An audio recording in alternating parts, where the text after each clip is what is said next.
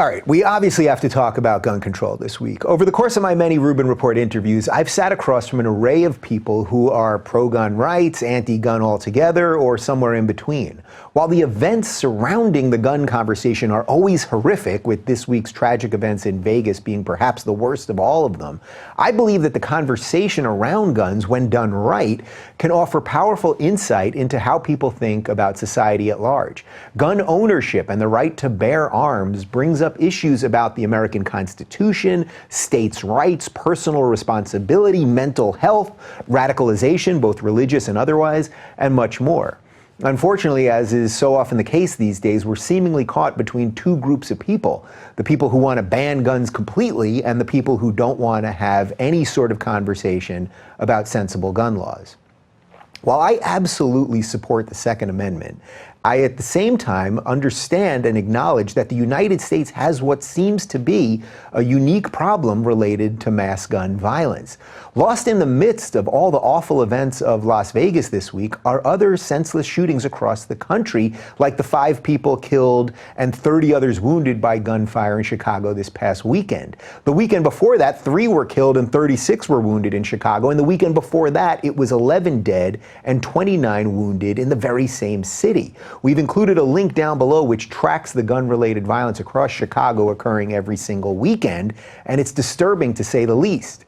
I bring up Chicago not to deflect from the events in Las Vegas, but to show how this murderous violence is happening in one of our biggest cities literally every single day, and happening so often at this point that the mainstream media has all but given up on reporting on it. The reasons behind how and why people murder others also makes it hard to find one law around guns that works in every situation. There, no doubt, is a difference between a murder that occurs during a robbery versus gang violence versus terrorism versus suicides versus a random shooter with no known political or religious motive.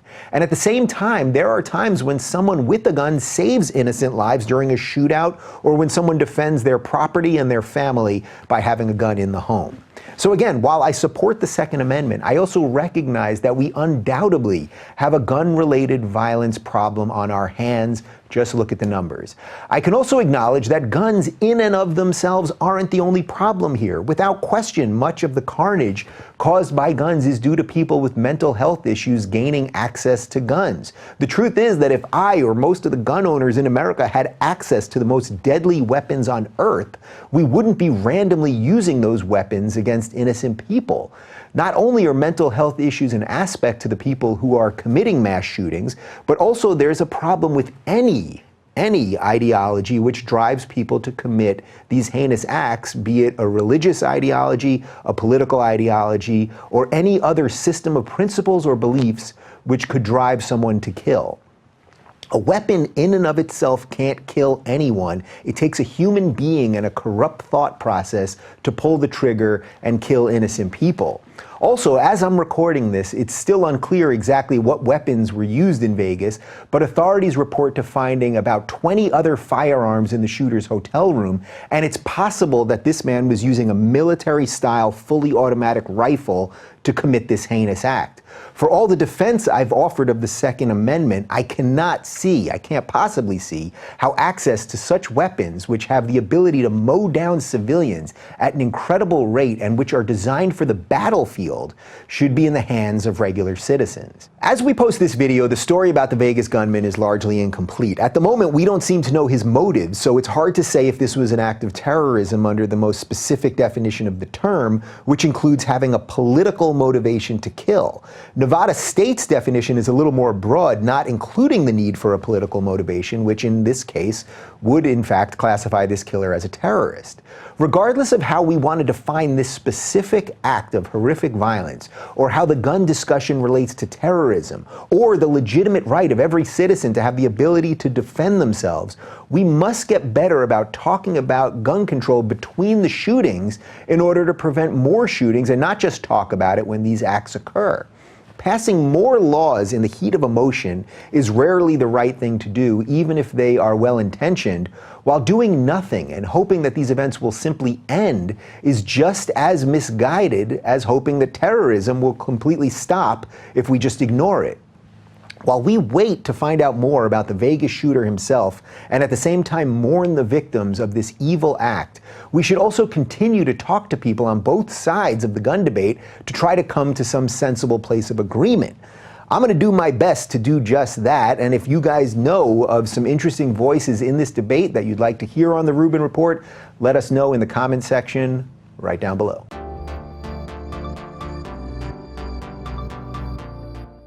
We're continuing our partnership with Learn Liberty this week, and joining me is a columnist, a media personality, and the author of Dear Reader, the unauthorized autobiography of Kim Jong-il, Michael Malice. Welcome to the Rubin Report. Hello. Kim Jong-il, and yet when you see that online, sometimes it looks like Kim Jong-2. That's because true. Of the IL. That must be very confusing to people. Only if they're like, IQ of 100 or lower, I guess. I said to you right before we started, I was doing a little research, and then people see Kim Jong-un, the current one, then you got you got il, people think it's a 2. You could see why there'd be some language confusion there, I think. Well, it's also funny when people think Kim is his first name, because that's the family name, and in Asia they have the last name first, and some people refer to him as like Little Kim. It's like, that's not it. Yeah. You could Google Lil Kim, and a whole other thing comes up. Very entertaining, by the way. All right, there's a ton I want to talk to you about, and I'm looking forward to talking about North Korea, because I think it's actually one of the countries and from a part of the world that we haven't spent a lot of time. We talk more about, obviously domestic stuff and some Middle East stuff, but we haven't spent that much time in that part of the world. But first, I just want to find out a little more about you. You have an interesting biography. You just told me a couple pieces of trivia about yourself that I think are quite interesting. So for people who have no idea who Michael Malice is, who are you?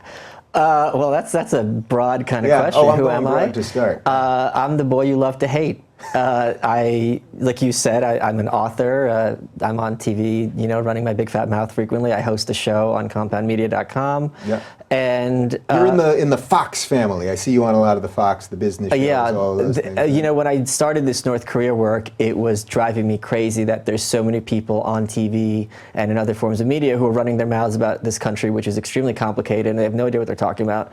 And quoting Atlas Shrugged, I said, I'm going to put a stop to this once and for all. And I kind of did. The conversation has started shifting from, we just need to bomb them into oblivion, to this is a nation of, 25 million slaves, and our hearts should go out to them because they are absolute victims of this horrible regime. I was on an NPR affiliate, it was very funny, and she was referred to Kim Jong-il as a campy figure, and I said, well, that's a very unfortunate choice of words, and she was rendered pretty much suicidal because, again, they have concentration camps, you can see them on Google Earth. So whenever you see the press making North Korea out to be a carnival, this is exactly what I'm against. Yeah, and that's actually one of the things that I really want to dive into in a little bit, because I find it to be one of those things where anything happens, there's a missile test, as now seems to be happening every week or whatever else. The amount of people, and again, you can't pay too much attention to what's happening on Twitter, but just the amount of misinformation, confusion, joking about extremely serious things when people have no idea what the consequences are, all that. There's just a whole series of I was on a radio show this week, and the hosts were just cracking jokes about North Korea, and I wasn't having it, and he's like, oh, you got to let me have my jokes. I go, it's like North Korean missiles, you got to make sure that they land. The book is humorous because I'm like, if you can make people laugh about this situation, you can get them to understand the darkness, because otherwise it's too intense. There's this amazing book called Nothing to Envy, and you read it and you want to jump out of a window because we're so powerless to help these people. But at the same time, I think it's important to understand both North Korea specifically and generally how, totalitarian governments work and what that means in practice. I was born in the Soviet Union, so this is something that hits very close to home for me. Yeah, so, all right, before we dive fully into that, you mentioned right before we started, and you just referenced Ayn Rand, you mentioned that you have her, did you say it's her first copy of the I have Fountainhead? Ayn Rand's copy of the first edition of The Fountainhead, it That seems like it doesn't even exist. Well, I also have it. I also have the dress she was buried in. No, I'm kidding. You're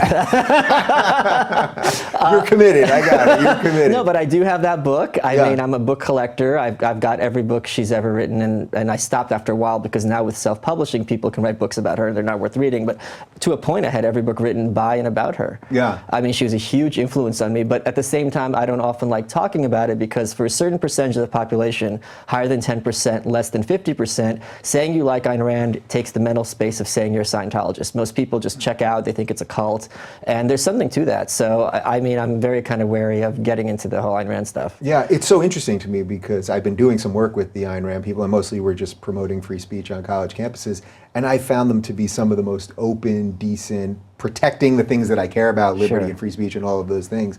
And yet I know for sure, and there are people I've had on this show that'll say, oh, Ayn Rand this or that, just completely in a dismissive way.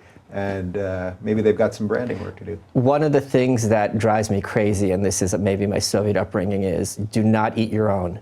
So the kinds of people who go after Rand or Rothbard or any of these other great titans of liberty who had many, many flaws and who did many messed up things, if your agenda is to take down the people who broke down those doors for you, you are, in my view, garbage as a human being. And it's really reprehensible for me to see. I mean, the villain is the state. The villain are the people who want to dominate and control free people's lives, and you should always keep that in mind as opposed to some kind of social posturing. You know, I really like the way you phrase that because we see so much bickering, inner bickering with people these days, and all the personal attacks and all the labels and all that stuff.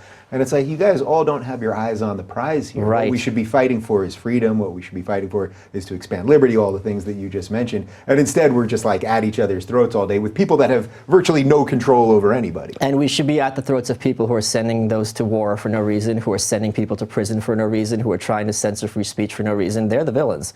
So if you don't like how someone talks or thinks, you judge people by their actions, not by their thoughts. Yeah.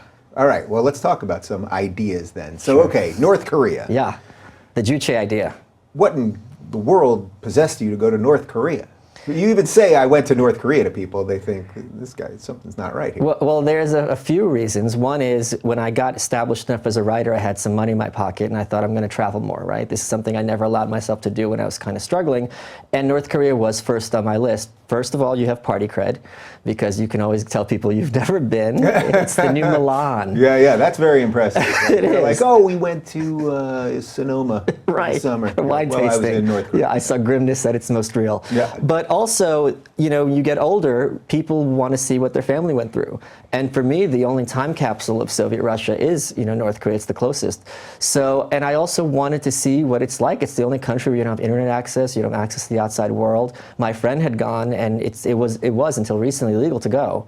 So, and I wanted to do a book about it because it's such a fascinating country, and I thought to myself, look, we have it pretty good here. If I move the needle in America, it's not going to matter. But if I move the needle in North Korea even a little bit, this could be saving, you know, millions of lives. And yeah, it's a pompous thing to do, but I'd rather shoot for the moon and miss than, you know, kind of like have some kind of marginal tax cut here. Yeah, although I would like to believe that you can move the needle here and it would still have some movement. Sure, absolutely. Otherwise, why would any of us do what we do, right? Fair, that's fair. Yeah. Let's just pause for a second. So tell me a little bit more about Soviet Russia, because I don't want to gloss over that. So you were born there. Yeah. When did you and your family leave? We came here when I was 2. But you know, you grow up in a Soviet household. It's funny as you get older talking to Americans and realizing, oh, this is not how everyone is raised. Right. And how much programming I have in my head as a result of how I grew up. And it's just fascinating that we all think of our families as the norm. Yeah. And then you go to college and you grow up and you're like, oh no, this is just my family that's messed up. And that's like, for me, it's like, it's not just my family, it's this whole culture. Yeah. Well, everyone's family is messed up just to different degrees and about Absolutely. different things. What's it like growing up? So, okay, came here too, so you obviously don't remember what it was like to be in the Soviet Union. But with parents that lived through that and then come here as immigrants, what was that experience like? I mean, English was my second language, and the first thing they did was send me to private school because they knew that public schools would be the death of me, which I'm very, very grateful for. But there's just so many little idiosyncrasies. Like, you know, Russia is a no-trust society. So you kind of have this paranoia built into your head, which frankly, when you're dealing in entertainment or media, it's useful to have because you're prepared for that person to kind of screw you over. But also the fact that most people in life are generally incompetent. So if you have these backup plans for when someone messes up intentionally or not, it kind of behooves you well in business. At the same time, it's hard for making personal relationships because you're paranoid and assuming everyone's out to get you. A no-trust society is an interesting phrase, and I sense we're sort of veering to that right now in America, that there's just a basic sense that, first off, you barely trust the people that you're getting information from. But it's not even that. We're also having trouble agreeing on facts, which I think is a much more dangerous thing. Facts. I think that's a very healthy thing, because I think what we need to do is self-segregate. We already start to self-segregate by ideology. We've been having these same arguments since the French Revolution. I don't want to argue anymore. I want you to go your way, we'll go our way, and everyone will be the better for it. Interesting. So you don't think if we disagree politically on certain things, you kind of want to let each faction just go its own way, as opposed to try to get something together? Oh yeah, the best thing about Trump for me is that he's increasingly making political discourse impossible. Because when you have political discourse, that can only mean oppression. Because that can only mean when both parties get together, it's going to be at the expense of freedom. So when you see, for example, it's unfolding as we're taping this Yeah. right now, so when we air this, we'll see which way it has gone. When you see Trump working with the Democrats then on something like DACA, you view that as sort of this can't be good in the end? Right, correct. It can't be good, but I don't know that it's going to play out exactly like it seems, because Trump has been very good at pulling the rug out from people and humiliating him, and he's been a great wrecking ball in terms of bringing disapproval and distaste toward the political process. Yeah. So as someone that grew up with parents from the former Soviet Union and went through all this stuff and understands this trust issue, yeah. I sense you're basically a Trump guy, right? No, I'm an anarchist. I mean, I think these people should all be in jail. But I think it's great that he is... You're giving me a lot here. I'm going to have a chart by the end of this thing, I can tell. Yeah. No, here's an example of how the Soviet upbringing really helped me. Yeah. This thing with that guy from Google, James Damore. James Damore, yeah. Week, yeah. When people were shocked how it played out, I'm like, it was mind-boggling to me that people were naive enough to be surprised that there'd be any other consequence. When you have that mindset, you know the essential Soviet thought is, if someone has power over you, arbitrary power, you should assume that they're going to exploit it completely unfairly and arbitrarily, and always be aware of who has. For example, I have a landlord, and there's a problem with my sink, and my friends are like, why don't you tell him, and say, make a fuss about it. I go, what he's just going to do is fix the sink. Let's say it costs $200 and just raise my rent by $200. They're like, well, he can't do that. I'm like, he can. When people have power over you, they will use that power. And I think it's very naive for many Americans to think that, politicians are in any way beholden to you or care about you in any way, where for them, you're just a resource to exploit. Interesting. So on the Damore front, so if it played out exactly as you expected, right.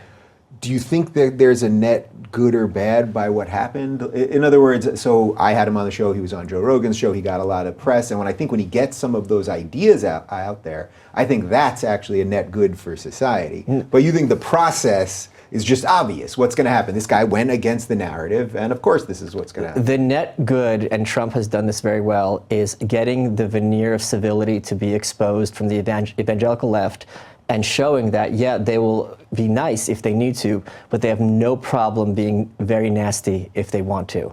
And the more that is exposed, the more the sneering, the literal violence, the calls for, these people would be glad to have gulags if they had their way. So the more that is exposed, and this veneer of respectability that people in suits in Washington have, that is, to me, is the best good that came out of this. I think that's the first time anyone said the evangelical left here. Yeah. We usually go regressive left, I've heard control left, alt left, all that other stuff. But it's interesting because it does have as some of my guests have said, Peter Boghossian, that this sort of postmodernist, leftist stuff, that there's a secular religion sort of developing. I always say that progressivism is Christianity without the mythology. So they don't believe in a Christ figure, but they definitely have means of redemption. They definitely think systemic racism is conceptually identical to original sin.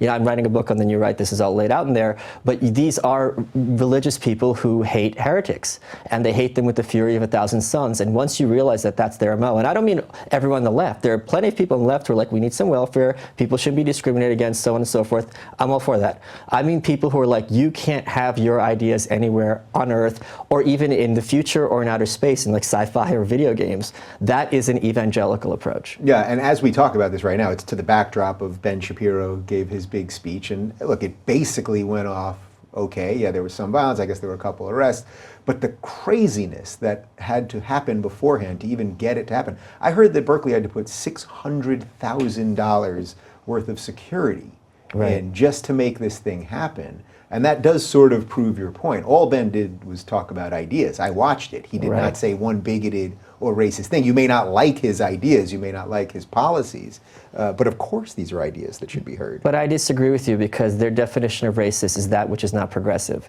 So No, so they view it as Correct. racist for sure, but in the scheme of reality, Right. what I would call objective reality, But nothing he said was racist. the thing is, if you're allowing racism to dictate the terms of discourse, you're already allowing them to establish the rules in the playing field. And this is something Trump has done very effectively because for years, for decades, racist was this huge term that used to completely destroy people. That didn't work with him. So now they've ratcheted it up to white nationalist, white supremacist, Nazi.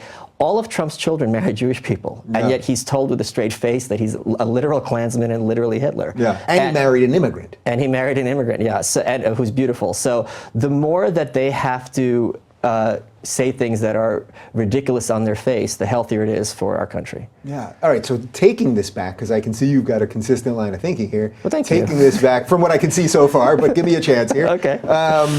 Taking this back to your family and coming from the Soviet Union, how much of this was always built in? Like, did they have their wake up to power? Like when you guys got here, were they immediately like, oh, we understand what living under that was like? Or did they suddenly, then they were in freedom, the freedoms of the West, and then started realizing what it was like over Oh no, I mean, it's the same thing, just sliced differently. Yeah. And like one of the things, I was on a BBC radio show, this was 10 years ago, and I just repeated something that my father said about the police, which I won't do here, and the host kind of audibly gasped and said, this is a family show. So the perception of authority when you're coming from that background as opposed to America is very, very different, and it was kind of shocking to me to see. I just did grand jury duty, and to see how easily people fall into like the Milgram experiment, this idea that authority can be bestowed and we should be subservient to someone else for any reason whatsoever is something that's very alien to my upbringing and my thinking. Yeah. How did they let you on a grand jury? Did they ask you anything? I explicitly spent 2 minutes with you. I explicitly said I'm an anarchist and I will not vote to indict under any circumstances, and they said, too bad you're on the grand jury. That's and incredible. I worked that grand jury like nobody's business. It was beautiful. I can't talk about it legally, but let's just say that if you have, one of the reasons I'm not a big fan of democracy, if you have one smart person and a group of people who don't have much principles at all, it's very easy for that one person to lead the herd. Yeah. Off the record, maybe later. You'll have to tell me some of that stuff. Sure. But that's an incredible indictment of our criminal justice system. If you can literally walk into the grand jury and say, guys, I'm an anarchist, I don't believe in any of this is all nonsense, and they're going, yeah, get going. Yeah. And I made those assistant DAs look very, very upset. Yeah. Why would they want you? Why would they have agreed? They need to have bodies. Because it's just they just need bodies. They need to fill those 20 whatever slots. Yeah. How far does your anarchism go? To the core. What do you mean? I mean, really, like, you would deconstruct the government altogether? I mean... Well, I would say there's nothing to do... This is the endless debate, I think, between libertarians and the people that are further to the right. Like, what's the point? Are we talking, okay, no more driver's licenses, and then are we talking about, private courts and everything absolutely. else? So it's not a function of deconstructing the government per se, so much as atheists don't want to kill God, right? If you said an atheist wants to kill God, that doesn't make any sense. Right. So it's more the idea that the idea of government is itself illegitimate. It's this, every criticism that Bernie Sanders and all these other people have of corporations are true. But the biggest corporation is the government, which has government schools, which teaches you that it's a good thing that this corporation can steal, 40% of your income, and you should be grateful for it, and it's going to provide you crappy quality products and make you feel unsafe, and then the only answer is more things that'll make you feel unsafe. That concept I don't understand how people don't get, because this idea that what I hear Bernie and the rest of these guys complain about is the government concept. They complain about obviously private companies and all that, and big corporations, but then there's always this, the government's corrupt, everything's corrupt, we're all corrupt and evil, blah, blah, blah, give us more money, make us bigger. Well, it's also that this filthy, moth-eaten hippie, Bernie Sanders, to watch him defending the CIA, which is like the bête noire of the hippie movement, was mind-boggling, but also shows the tribal mindset that anyone who is on our side is good and anyone who's against us in the moment is bad. You remember during the Obama years, we had this whole honeymoon with Putin. Russians are our friend now. The Cold War is an embarrassment of the past. Mitt Romney, you're so stupid, in the 1980s called, and now Putin is literally Hitler. I have not heard one reason in the press why Putin is supposed to be hated other than his interests are not aligned with ours, which applies to every country on earth. Right. So do you think that Russia was involved in the election in any way? Or, every day there's another story about this. They generally get hit down after about 2 weeks. I don't know, and I don't really care because, everyone tried to stop Trump. Didn't he have like literally no newspaper endorsements? You had organizations that didn't endorse anyone in 150 years. I think the Trump Daily supported him. It was the Trump Weekly or whatever it was. Yeah. But you remember the Daily Trump. You remember how quickly it went from Russia to Charlottesville. So it's only a matter of what weapon will we have to defeat our opposition. Yeah. What do you make of that? Just that sort of endless parade of we focus on this for 3 days. We're all outraged about that. Then we literally forget about it and we move on to some other outrage, usually sparked by someone we've never heard of in a place we don't care. And then now we're going to just endlessly focus. This is one of the reasons I like the left better than conservatives and consider conservatism the vilest of all political philosophies, because they think you can sit down with these people and have some kind of meeting of the minds, and then you're going to come out some kind of agreement in the middle. Whereas, as you said, every 3 days the story's changed. These people are not playing some kind of fair game. They're engaged in war. And if you're on the right, you shouldn't be for unilateral disarmament. This was a motif of the far left. So that's interesting. So you like them more because you respect a certain authenticity about it. Even if you don't like the ideas, you like that there's a sort of realness to the game or something. And they appreciate culture, which conservatives often do not, and do not understand where culture comes from. I live in Brooklyn, and I live in Brooklyn for a reason. So I think the left exploits many very good ideas and principles that people have to a very unhealthy degree. Yeah. What do you mean you live in Brooklyn for a reason? Meaning that it is cultured, I think. It's culturally left. It's very left wing, and though I don't agree necessarily with people politically, culturally this whole idea of, having diversity of idea, diversity of expression, and all these other things is just absolutely wonderful. Now, it's not for everyone, and if you don't like it, that's perfectly fine. I'm not going to judge you for it like most of my colleagues will. Mm-hmm. But at the same time, you have to appreciate the left has its power for a reason. It's not just getting ability out of nowhere. It's taking it from something. So it's focusing on the cultural stuff, so the Hollywood stuff, the movies, right? All of that stuff. It's interesting. I think you said conservatives have no culture, right? But I think that was a little bit of a hyperbole, right? No, like not none. I don't think conservatives are capable of creating culture whatsoever. Really? Yes. Interesting. I'll even tell you a story. Can you see my shoes? I can. So I'm guessing they were not made by a conservative. Well, that's my point. I was in the green room, and a prominent conservative who I won't name looked at them, and he's like, "What are you wearing?" And it's not like I had like octopus wrapped around my feet. It's just newsprint print. And he's seen newsprint, he's seen shoes. Maybe it's a little weird, but he couldn't wrap his head around it. So much of conservatism is based on this aversion of, if this is new and I haven't seen it before, I don't like it. And which is why so much of like conservative, like crappy TV, like I don't know, How I Met Your Mother, because they take innovative ideas, corporations do, digest them and excrete them in ways that these people can find palatable. And to me, that's just the nadir of culture. That's interesting. You probably saw a little bit about, Tim Allen's show that's been on these last couple of years. I haven't. Last Man Standing. Okay. Was a sort of, standard sitcom, not too far from what Home Improvement was, his main show. But he played a conservative in it, and all the jokes were conservative jokes. So they were mocking the atheist sun, and they would make global warming jokes and stuff. And I watched it a couple of times, and I was like, this isn't the funniest thing I've ever seen. Generally, these sitcoms are pretty old, and it feels like you're watching something from another time. Right. But that being said, I was like, oh, they're at least doing something reverse of what you're being pushed at all the time. And I was like, there's something at least good there. And of course, then it was canceled, and perhaps because it was. But any comedian will tell you he wants laughs and not applause. So if you're getting, and so much of leftist comedy is based on, and again, this is leftism at its worst, is based on, I think you're funny because I agree with you. Mm-hmm. That's not how humor works. Humor works, I think you're funny because you made a connection that I haven't. Yeah, so that's gotten much worse, right? We've talked about that a bunch on the show, that like the leftist comics these days, it's like. Oh. Well, 90% of any artistry in any field is always going to be garbage. 90% of podcasts are terrible, 90% of comedians are terrible, 90% of books are terrible. In fact, when I started becoming an author, I read this amazing book by Dennis Johnson called Jesus' Son. I didn't realize he was a poet, and it made me distraught. I'm never going to be able to write this well. And then I'm like, I don't have to write as well as him. I could write as well as me. And when I tell people how to get into writing, I go, look at how many crappy books are out there. That could be you. You could be that mediocre author. And when you put in those terms, people find it aspirational. I'm in the middle of writing my first book right now, and that's a wonderfully, that's a very powerful statement right there. Yeah. I'm going to look at it. I mean, every day I look at it. And I'm like, man, this is crap. And then 3 hours later, I like it, and then I chew it again. Don't edit as you write. Are you making that mistake?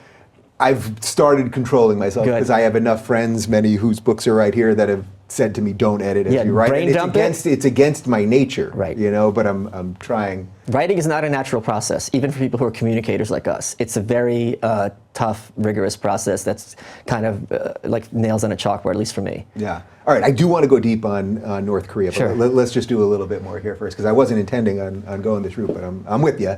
Okay, so you start writing, and then you start appearing on these TV shows, saying what you think, all of this stuff. It seems like we don't have a lot of people these days who will say what they think with some actual knowledge behind it. Everyone's saying something. Sure. But to actually have an understanding of what you're talking about. Do you find that when you're doing a lot of these cable shows? Because I'll watch some of these things sometimes, and I'm like, man, these people don't know what they're talking about. In their defense, they have to effectively have opinions on everything under the sun. Like, I didn't know who Tom Brady was, but that night we were going to talk about him, and I had to have an opinion on him, right? You didn't know who Tom Brady was? No, I did not. Hey, Gavin didn't... You like comic books more than football. Gavin McInnes didn't even know that the Patriots were out of Boston, so I had one up on him. So, so I think that's tough. I think a lot of people's role, and there's nothing wrong with that, is to be a talking point machine and then to represent their side, because the person at home who's like a good Republican wants to see their good Republican view portrayed on screen. I think that people are smarter.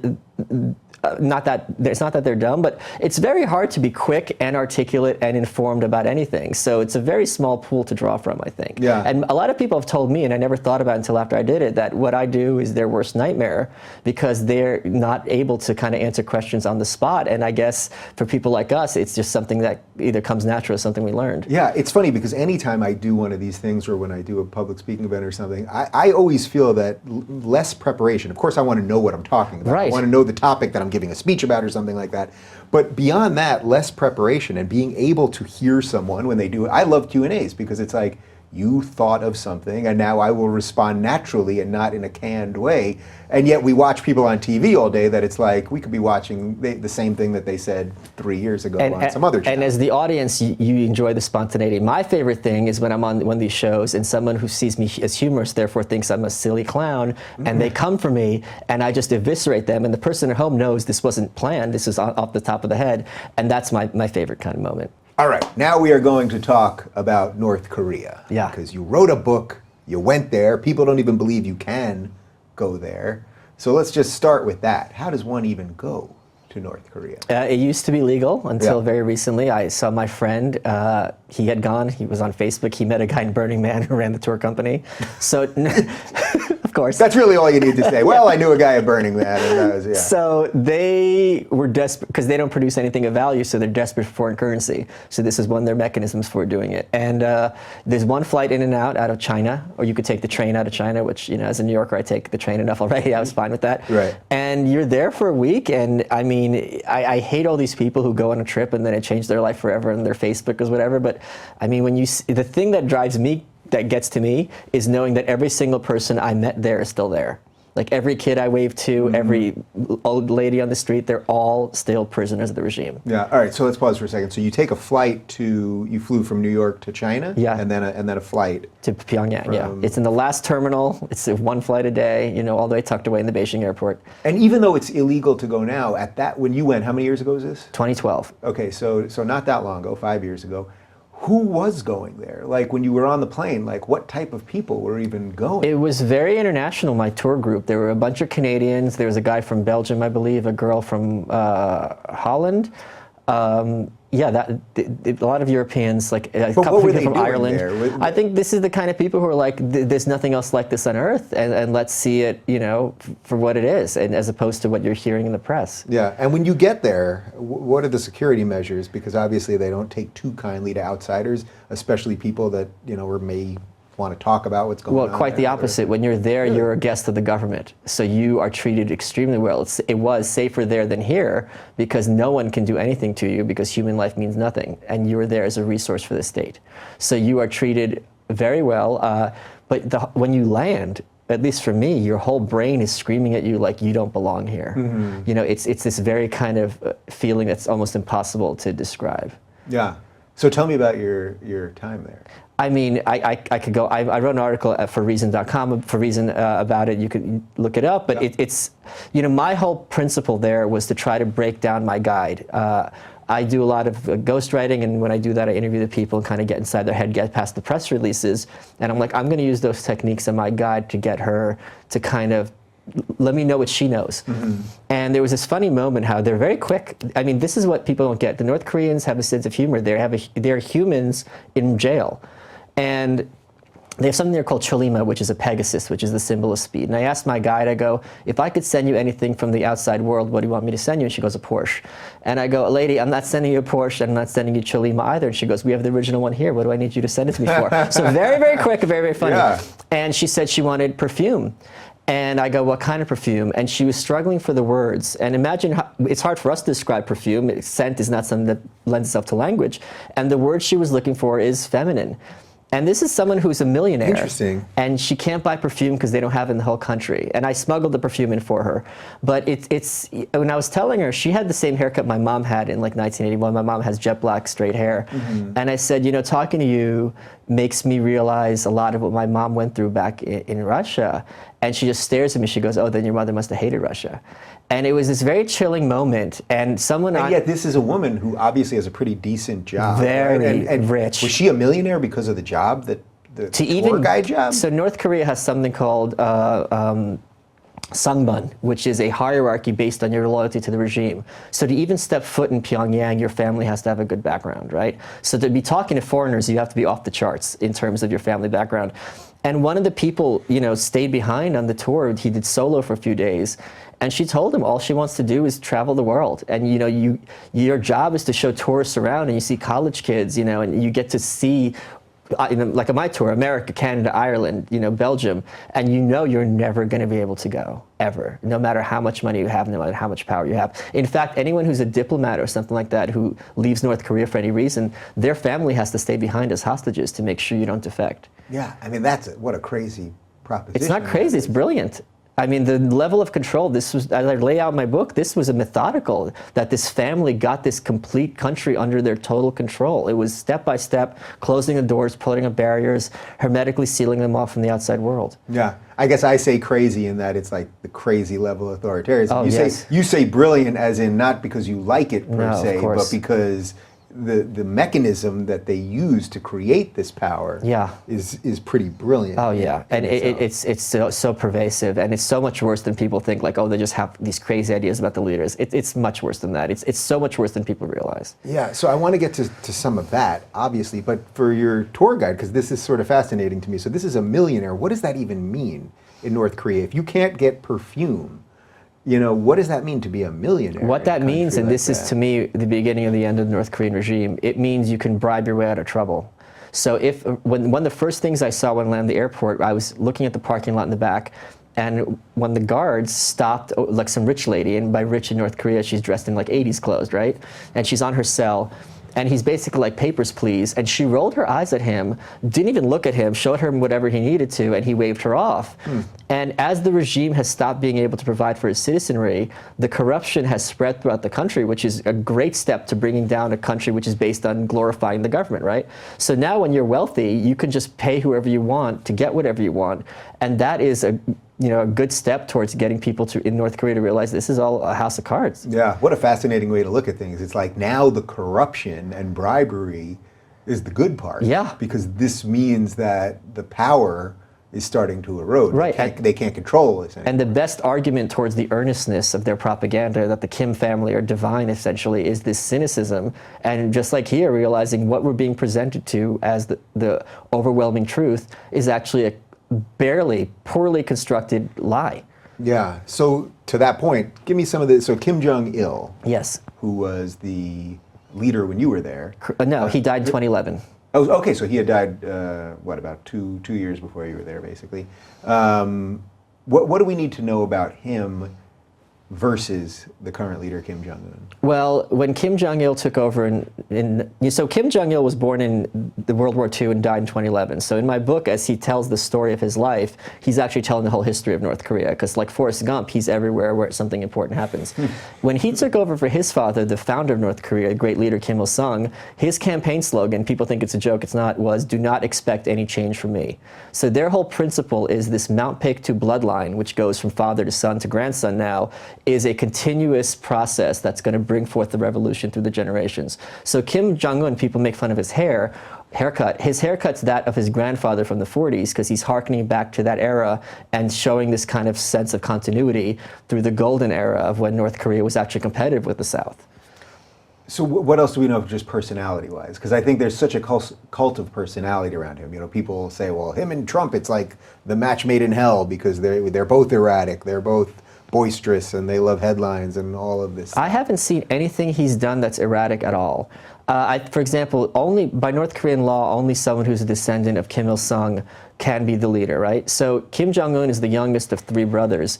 When he killed his eldest brother, Kim Jong-nam, who was passed over, that was an insurance policy. There's no Mike Pence there. Yeah, can you just tell that story a little bit? Because this was just a couple of years ago, right? No, this was a couple months ago in the airport. Oh. Didn't he kill, but there was another brother? No, he killed his uncle. He killed his uncle. Well, so he had originally killed his uncle. But his uncle wasn't up for the leadership position. Right. But what happened when Kim Jong-il took over in 94 and when Kim Jong-un took over in 2011, what they did is have purges and killed, or, you know, made them, exported them or sent them to the countryside, people who were loyal to their father. When people ask, well, why doesn't someone just put a bullet in him? The people at the top are there, not because of their skills, but because of their loyalty to the man personally. So it's like the idea of, like, you know, John Podesta telling Hillary Clinton, you know, you should probably resign. It will never happen under any circumstances, and especially because if you do try that, your family will have consequences. Right. It's even crazier than that. Because basically all of their power resides in that man, not Correct. in the system. So that's an interesting and important distinction. Right. So, and the point I always make when people are like, oh, he's this crazy person, if you look at Gaddafi, if you look at Saddam Hussein,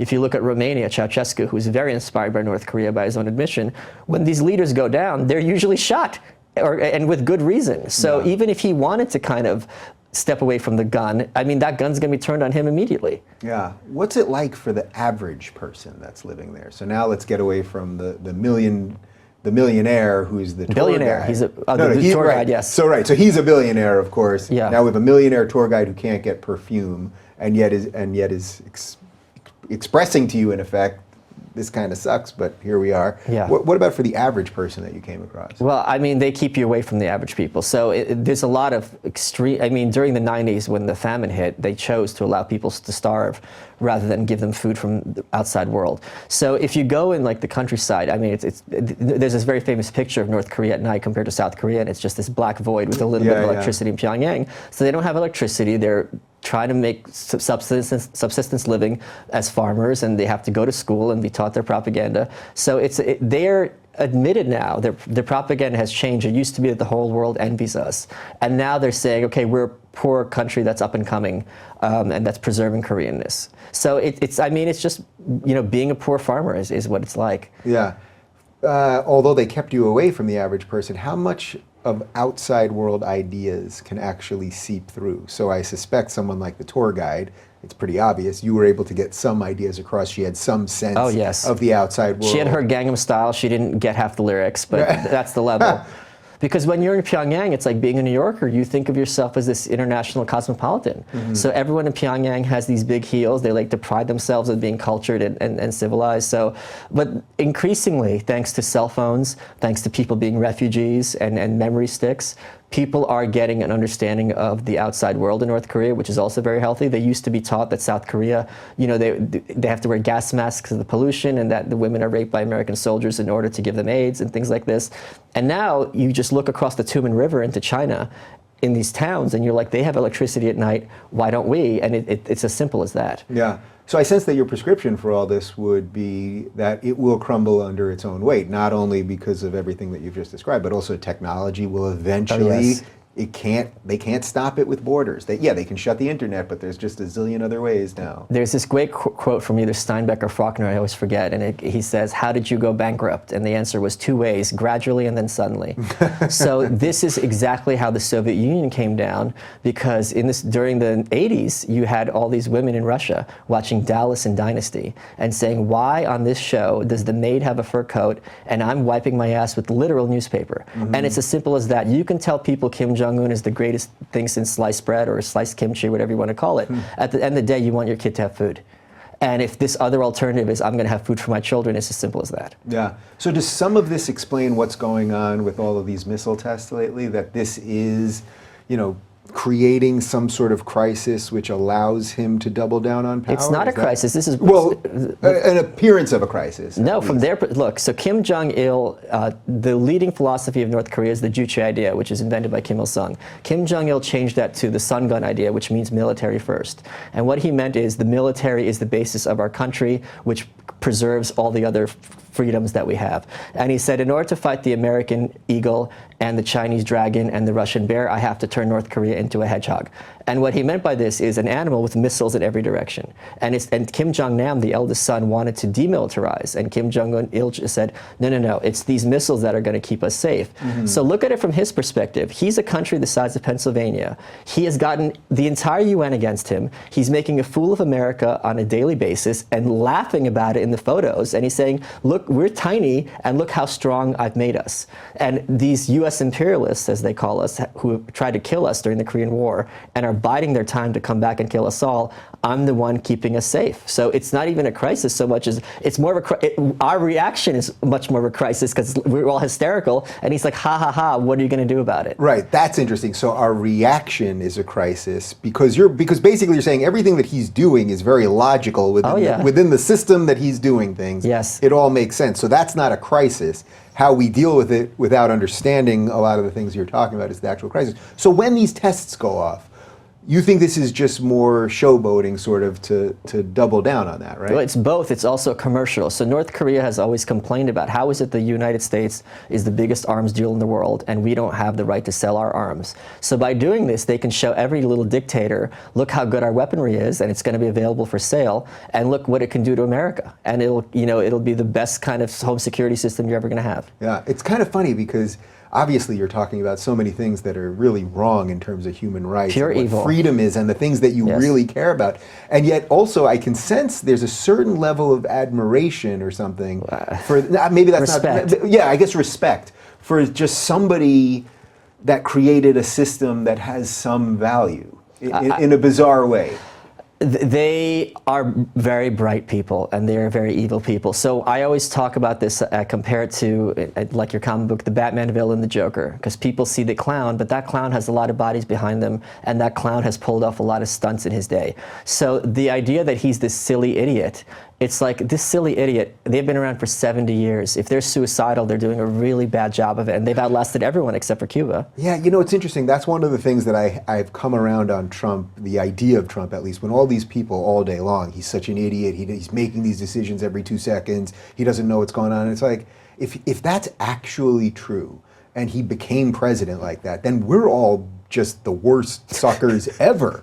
You know what I mean? Like, then what does that say about the rest of us, actually? You know what I mean? So you have to, I think, if someone has risen to that level of power, it doesn't mean you like them, it doesn't mean you respect them as people or anything else, but you have to acknowledge, like, there's a little something going on there. And I talk about this very heavily in my book because when you go there, they brag about their strategy. So, Kim Jong-il is very boastful of his techniques, and they've been very effective because when he took over in 1994, they mentioned Crowd by name in their literature. Like, they all think it's not going to last another 6 months, and now it's 2017, and they're still there. So despite all the predictions, despite all the claims that these people are stupid and crazy and incompetent, Kim Jong-un's hold on power is pretty strong, and this is not an accident. This is at the cost of humanity and at cost of human life and the cost of anything that you and I hold decent and moral. So I know that everybody always wants America to do everything. It's like they always want America to do everything, and then every time we do anything, then they hate us for it. So we're sort of in our own karmic insanity to that regard. But what about the other countries there? China most particularly. Right. what do they make of what's happening there? They're seeing tests go off. I mean, I know that one of these rockets just went over Japan. Sure. From what I understand, like, what are all those countries thinking about what's really happening? China doesn't want an American ally in their border. China doesn't want 25 million North Koreans who don't speak Chinese or who haven't been in a computer swarming the border and setting up camp in Manchuria. So they're in a tough spot. But China has turned their back on North Korea a couple of times. When in North Korea they built this gigantic gold statue of Kim Il-sung in the town square, the Chinese said, look, we're communists, this is not what we're about. So they changed it to bronze. And in the Is that right? That's correct, yeah. You have to go that, if you go to my website, you could see a photo of me next to statues. I called it leadership. In the 80s, North Korea for a very long time fought having North and South both in the UN because that would make permanent the idea that these are two countries divided. The North regards Korea as one country. And China in the 80s turned their back on that, and both countries were allowed in. So these were two moments that China has turned their back on North Korea. But at the same time, North Korea just recently, Kim Jong-un pointed out, this latest hydrogen bomb was made using homegrown ingredients. That's their way of saying, you can sanction us, you can make exports illegal, we can still build them and there's nothing you can do about it. He just had a storage of 1 million gallons or something of oil, pointing out, even if you seal stuff from the outside world, these tests are going to continue, even if China turns their back on us. Yeah, so was this hydrogen bomb test a true game changer in your mind because of that? I think the game's been played the same way for decades, which is we are going to do whatever it takes to maintain our hold on power, and we're going to revel in the fact that we're going to, in their words, slap America across the face. Yeah. And then at the same time, in a weird way, they can do whatever they want because, as you just said, China doesn't want them collapsing and then having to deal with either a migrant crisis or an immigrant crisis or any other military crisis that's going to come. And they're all taught as soon as things go bad, you got to hit Seoul as hard and fast as possible. Now the imagery, if you think that of nukes, the imagery of a city like Seoul, a city of skyscrapers getting hit by missiles is apocalyptic. Yeah. If you were a South Korean, what would you think of this whole situation? They're fine with it. They've been living with this for a very long time, and this is not freaking them out. So I ran into some South Korean tourists, and they didn't really even know who Kim Jong-il was. So this is how little they care about the North. And it's actually very sad when a lot of North Korean refugees make their way to the South. They're treated very, very poorly due to their accents and so on. And in fact, they're short. I don't know what I would make of the situation. Probably I'd feel even more kinship. I feel a lot of kinship toward the North Korean people because, again, it's some parallel to what my family went through. I think I'd feel that even more if I was living in the South, especially if I was meeting these refugees and interacting with them. Yeah. It's just heartbreaking.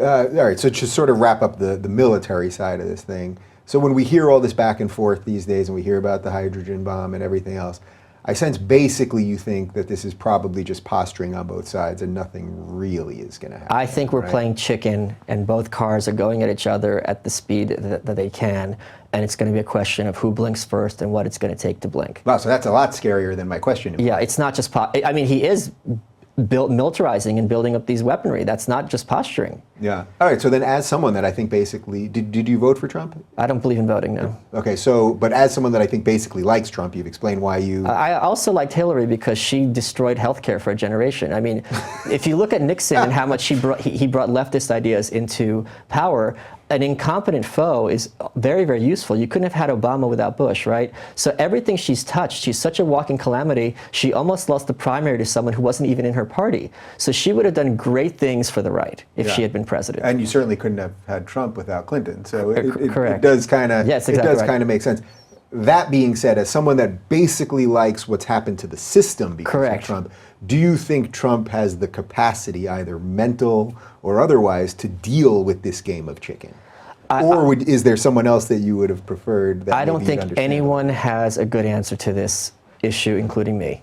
But I'm very heartened by hearing Rex Tillerson and Mattis and all these other people saying, and Bannon recently said it, he goes, we all know that military conflict with North Korea would be absolutely catastrophic. You hear some conservatives saying, Kim Jong-un insulted us, so therefore we should bomb his country into oblivion. You're going to take the moral high ground and kill 25 million slaves because someone insulted you? No. Go to hell. So there's a very strong understanding in the White House that military conflict would be the worst possible course. Yeah. Which I would never want, but I always think it's interesting how anytime someone says something about the military, I mean, the average person, I think, doesn't understand what deterrence is anymore, or just doesn't understand what some posturing is, or what public statements are. So they make it seem like anyone who ever says anything about the military, or we might do this, or all options are on the table, or whatever, that they're automatically the warmongers. Right. And in effect, it's almost completely reverse, actually. We saw this just right recently. So North Korea said we're bombing Guam in August. Yeah. And Trump went on TV and said they're going to face fire and fury like the world has never seen. And Chuck Schumer, who doesn't know anything about this issue, and I don't blame him, was like, this reckless rhetoric isn't helping. Guam's still here. Yeah. So obviously when you're speaking to someone on their level, they're going to have an ability to communicate with you, and it worked. How do we explain that concept to people? Because it's one of the things that drives me crazy more than anything else when you see this. Because if we were just saying all the time, we're never going to do anything, you can do whatever you want, and blah, blah, blah, even though I'm not an interventionist by nature and all of those things, but it just doesn't really encompass anything that's even how humans react to each other. I think most people, I'd say 90%, are complete and capable of empathy, by which I mean understanding things from other perspectives. My whole book was about North Korea's perspective. I think they think, this is how I act in my normal life, therefore this is how you should act on a world scale. It's as simple as that. Yeah, and we got to get those two things to match up a little bit more. Or we got to stop relying on the masses to make our choices. Which is also a sort of scary proposition in a way, don't you think? No, it's the opposite of scary. What do you mean? Well, that you want some input from your populace as opposed to some, so you'd prefer, so at the end of this anarchist view, you'd prefer that just some elite. It's not some, it's like this. My rights are not up for discussion, let alone a vote. So as soon as we all sit down to discuss it, I've already lost.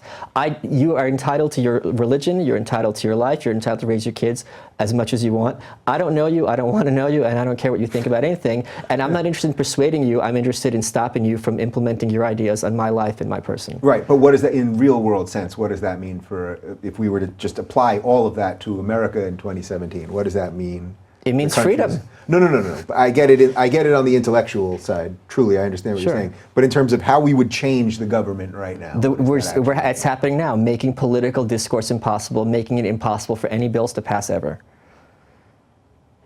But then what's that? Oh, because you'd argue then that basically the government becomes sort of just irrelevant altogether. And it's stalemated, really yeah. And you'd want to live in this sort of endless stalemate because basically it would allow us all to just turn back and rely on ourselves? Once you see government is not a mechanism for affecting social change, the system starts to break down and you're going to see healthier consequences, is my opinion. Yeah. Can you give me an example of where that, I guess so what you're saying is that's what happened sort of in Russia.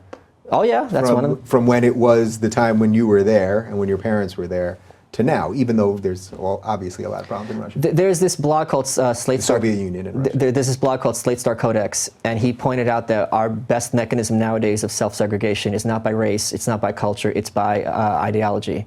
And the more that happens, which is a function of social media, where you can only talk to people that you agree with if politics are important to you, I think the better that is, because this freedom of association is essential American freedom. And it's one that the left, and many times the right, does not regard as essential. And the more that happens, I think the happier everyone's going to be.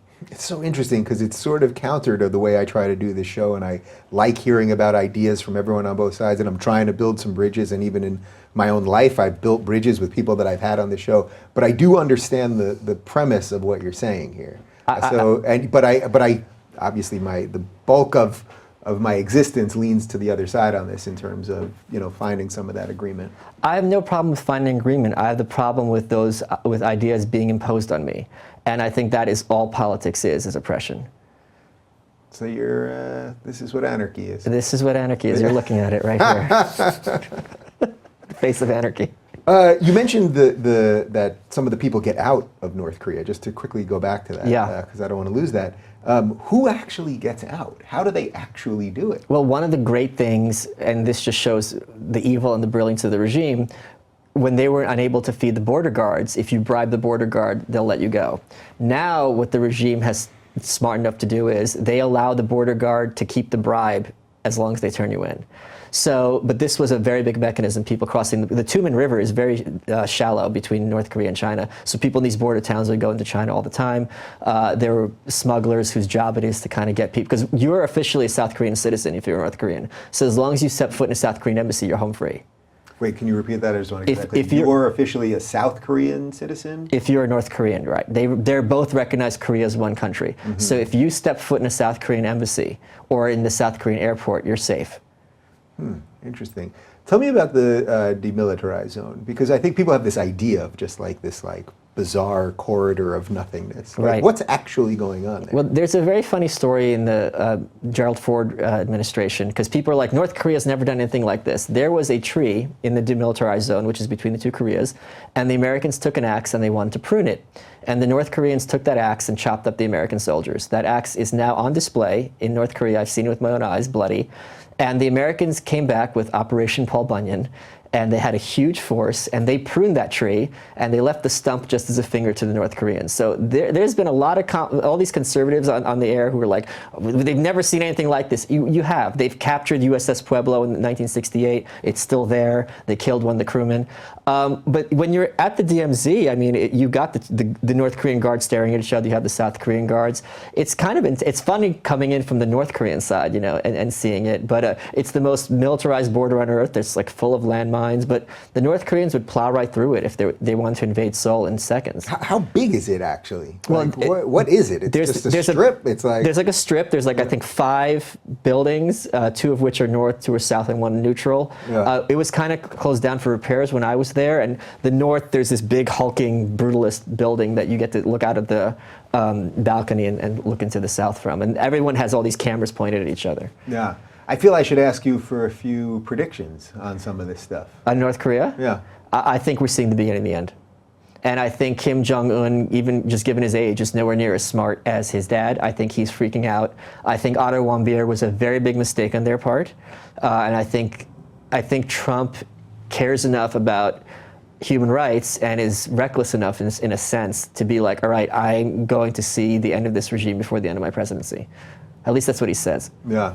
All right, now a little prediction on America, because we've got some of this stuff happening too. Yeah, I think some of our internal chaos happening right now. I think there's going to be more chaos. I think it's the healthiest thing possible. I think the right has now understood the rules and is exploiting them to their advantage. For example, I talked when this Kathy Griffin thing hit. I talked to a lot of my buddies on the right, and I'm like, how are you offended by this when you put up all these awful memes? And they go, we're not. This is a scalp. And they got her. A week later, they got Reza Aslan fired from CNN. So rather than having this old conservative model of Buckley, who is the great villain, standing athwart history yelling stop, it's like, we actually want to stop. We actually are going to do something about it and force people to kind of have casualties on their side. And I think Bannon's strategy, which he kind of let slip, is the more we make this a cultural fight, the more they're going to lose, because the more they're going to get into hysteria. Now, here's an example of that. For decades, you know, as I said earlier, calling someone a racist is an effective mechanism, because most people are scared that they're racist in the sense that if you meet someone from another country, you don't want to offend them accidentally. It's a problem. Yeah. No one is scared that they're a closet Nazi. Right. No one is scared that they're a closet white supremacist. So if you're telling the layman, you know, you're a Nazi, it's like, my dad fought, my grandfather fought, like, what are you talking about? Yeah. So that even though the rhetoric has escalated, the effectiveness has decreased. And in my view, this is a sign of them freaking out that they've lost control of the megaphone. Yeah, and I have hit this point a couple times on the show, that the desperation is why we're seeing the violence, because they've lost the ideas. You know, again, to reference the Ben Shapiro at Berkeley thing, there were signs up about we don't want white supremacists on campus. Ben Shapiro, an Orthodox Jew, who gets more online, I think they've measured it. He's gotten more online hate from the alt-right or whatever that thing is than anybody. And it's like, he goes to show up there to give you some basic conservative views, and we're saying we don't want white supremacists here. Like, it's just basically the chart has been completely obliterated at this point. Yeah, and because they're not able to enforce their edicts any longer, now they have to do it on a ground level. So rather than taking out entire classes of people like back in the day, now they have to go people one-on-one. So for the violence part, I mean, I suspect you don't want just violence to be erupting all over the place, but do you almost see that as a necessary piece of this now? I think it's... Or an inevitable piece, I guess, is a better question. The 3 villains are the media, the government, and the universities, right? So the media and the government have been discredited. The university is still very much a bourgeois aspiration for Americans. Like, my kid's the first one to go to college, you know, this is such a big deal. You need a degree to make something of yourself. I've never taken a writing course. I didn't want to waste time educating professors. Now, I don't care where you are in the political spectrum. That was quick. Thank you. I don't know where you are in the political spectrum. I don't care if you're a human or an animal. If you see fire, you're against it. We saw this in Ferguson, and it gave the Republicans their biggest landslide ever, and we're seeing it now. If you look at a university and you're seeing schools being burnt down, if you're seeing your daughter go to school as a pretty young 17-year-old and coming out looking like a swamp walrus, as a parent, you are going to be against this. And this is a very important next step towards breaking the last piece of progressivism, because the goal of the university is to turn young children into the shock troops for the progressive militia. Man, I think we could do another couple hours here. You're going to have to. How often do you get out to LA as a Brooklyn guy? When my next book, And Then You Write, hits, we can talk about this stuff. When's that one dropping? April. And then in between, then we'll see you on Fox Business. Absolutely. And, where else will they accept these crazy ideas? Compoundmedia.com. That's my show once a week. So Compound Media, that's through Gavin. That's Anthony Cumia. Gavin just left. Yeah. Gavin just left. Oh, right. So a few people left, I guess. Just Gavin. Was it just Gavin? Yeah. And so Cumia is doing that, and he's been through the machine himself. Oh yeah, to a crazy degree. They cost him his job. That's a whole other topic that we will hit on next time, and we'll get you back in here in April to discuss the book. And for more on Michael, I suspect he has plenty more to say. Follow him on the Twitter machine at Michael Malice.